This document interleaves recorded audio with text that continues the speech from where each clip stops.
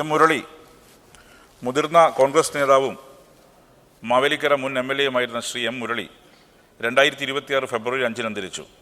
1991 മുതൽ 2011 വരെ തുടർച്ചയായി 4 തവണ മാവേലിക്കര നിയോജകമണ്ഡലത്തെ നിയമസഭയിൽ പ്രതിനിധീകരിച്ചു. അദ്ദേഹം മണ്ഡലത്തിൻ്റെ വികസന ചരിത്രത്തിൽ മായ്ക്കാനാവാത്ത മുദ്ര പതിപ്പിച്ചു. 1953 ഓഗസ്റ്റ് 3-ന് ആലപ്പുഴ ജില്ലയിലെ ചെറുകോലിൽ KP മാധവൻപിള്ളയുടെയും VK രാജമ്മയുടെയും മകനാണ് അദ്ദേഹത്തിൻ്റെ ജനനം. KSU പ്രസ്ഥാനത്തിലൂടെ എം മുരളി രാഷ്ട്രീയത്തിൻ്റെ മുൻനിരയിലേക്ക് എത്തിയത്. 1969-ൽ KSU അംഗമായി പ്രവർത്തനം ആരംഭിച്ച അദ്ദേഹം സംഘടനയുടെ ആലപ്പുഴ ജില്ലാ പ്രസിഡന്റ്, സംസ്ഥാന ജനറൽ സെക്രട്ടറി നിലയിൽ പ്രവർത്തിച്ചു. 80-ൽ KSU സംസ്ഥാന പ്രസിഡന്റായി തിരഞ്ഞെടുക്കപ്പെട്ടു. അദ്ദേഹം ക്യാമ്പസുകളിൽ തൻ്റെ പ്രസ്ഥാനത്തെ കരുത്തുറ്റതാക്കി. കണ്ണൂരിൽ നടന്ന തിരുവനന്തപുരത്തേക്ക് യൂത്ത് കോൺഗ്രസ് 1982 നടത്തിയ സെക്രട്ടേറിയറ്റ് മാർച്ചിന് നേതൃത്വം നൽകിയത് അദ്ദേഹത്തിൻ്റെ രാഷ്ട്രീയ ജീവിതത്തിൽ വഴിത്തിരിവായി. രാജീവ് ഗാന്ധി പഞ്ചായത്ത് രാജ് സമിതി സംസ്ഥാന ചെയർമാനായും KPCC നിർവാഹക സമിതി അംഗമായും സേവനമനുഷ്ഠിച്ചു. അദ്ദേഹം മികച്ചൊരു അഭിഭാഷകൻ കൂടിയായിരുന്നു. മഹാത്മാഗാന്ധി സർവകലാശാലയുടെയും കേരള സർവകലാശാലയുടെയും സെനറ്റിൽ അംഗമായിരുന്നു. Kerala state electricity board consultative committee അംഗം, KSFB ഡയറക്ടർ ബോർഡ് അംഗം, സംസ്ഥാന യുവജനക്ഷേമ ബോർഡ് അംഗം എന്നീ നിലകളിലും പ്രവർത്തിച്ചുകൊണ്ട് തൻ്റെ ഭരണപരമായ മികവ് തെളിയിച്ചു.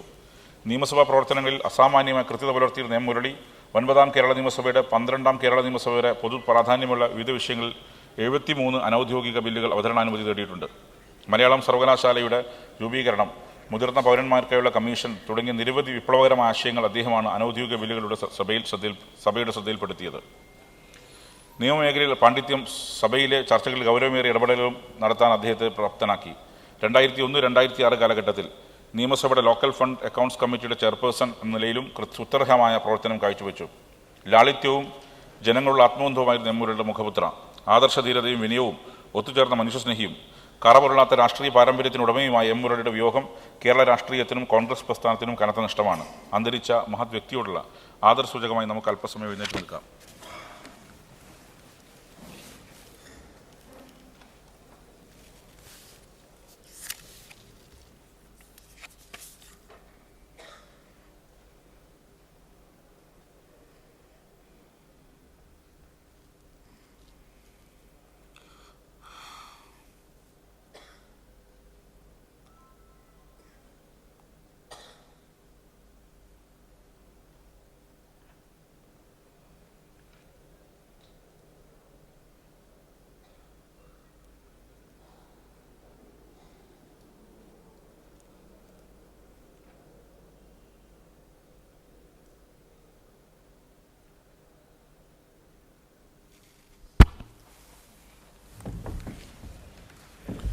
ഓർഡർ.